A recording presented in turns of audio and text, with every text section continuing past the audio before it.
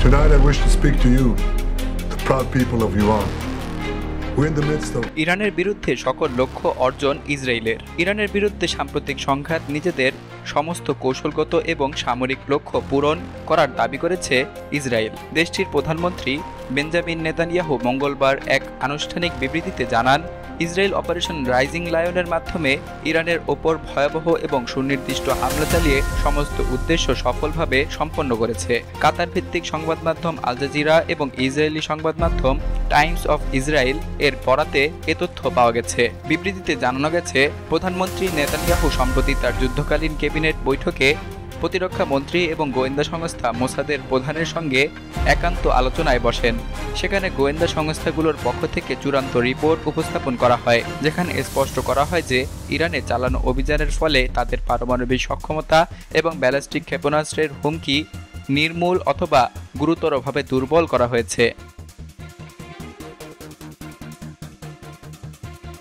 Netanyahu এই বৈঠকে বলেন, আমরা আমাদের প্রতিটি লক্ষ্য অর্জন করেছি এবং তার থেকেও বেশি আমরা কেবল প্রতিশোধ নেইনি, বরং ভবিষ্যতের জন্য হুমকির শিকড় উপড়ে ফেলেছি। ইসরায়েলি প্রতিরক্ষা মন্ত্রণালয় দাবি করেছে, অপারেশন রাইজিং লায়ন আওতায় ইরানের একাধিক পারমাণবিক গবেষণাগার, ইউরেনিয়াম সমৃদ্ধকরণ স্থাপনা এবং ক্ষেপণাস্ত্র উৎক্ষেপণ ঘাঁটি ধ্বংস করা হয়েছে। বিশেষভাবে ইরানের কেন্দ্রীয় অঞ্চলের একটি ভূগর্ভস্থ স্থাপনা লক্ষ্য করে ডিপ পেনিট্রেটর বোমা ব্যবহার করা হয়, যা বহু বছর ধরে ইরানের অভেদ্য পারমাণবিক সুরক্ষা বলয় হিসেবে বিবেচিত হয়ে আসছে। ইসরায়েল আরও দাবি করেছে, তারা ইরানের বিভিন্ন প্রদেশে থাকা ব্যালিস্টিক ক্ষেপণাস্ত্রের স্টোরেজ এবং উৎক্ষেপণ কেন্দ্রগুলো চিহ্নিত করে আঘাত হেনেছে। এর ফলে মধ্যপ্রাচ্য জুড়ে ইরানের প্রতিরক্ষা সক্ষমতা দীর্ঘমেয়াদে বিপর্যস্ত হয়ে পড়েছে।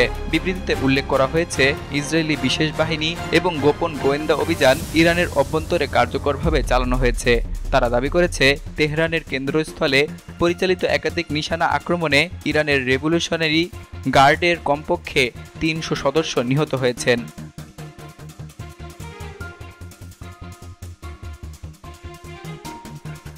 ইসরায়েলের সেনা মুখপাত্র জানিয়েছেন, গত ২৪ ঘন্টায় ইরানের সামরিক এবং আধাসামরিক কাঠামোতে আমরা যে আঘাত এনেছি তাতে গোটা ইসলামী প্রজাতন্ত্র চমকে গেছে।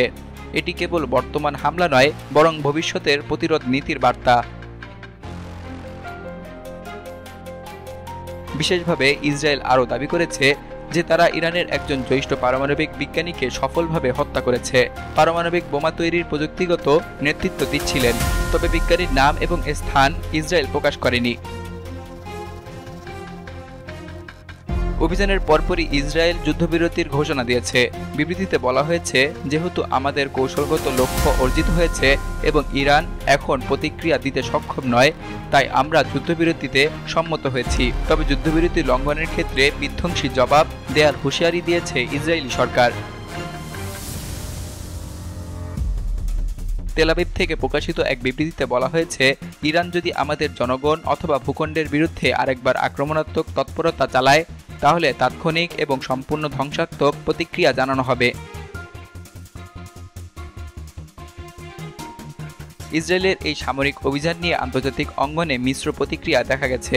যুক্তরাষ্ট্র এখনও সরাসরি মন্তব্য না করলেও ওয়াশিংটন সূত্রে জানা গেছে, ইসরায়েলের কৌশলগত সাফল্যে তারা নীরব সমর্থন দিয়েছে।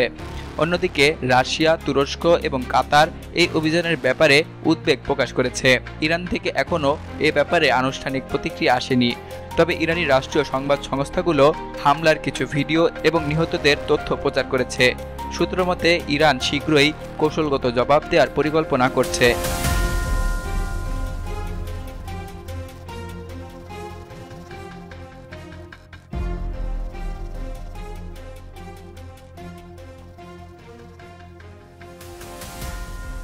সকল প্রকার খবর জানতে এখনই সাবস্ক্রাইব করে রাখুন আমাদের চ্যানেল বাংলাদেশ কণ্ঠে।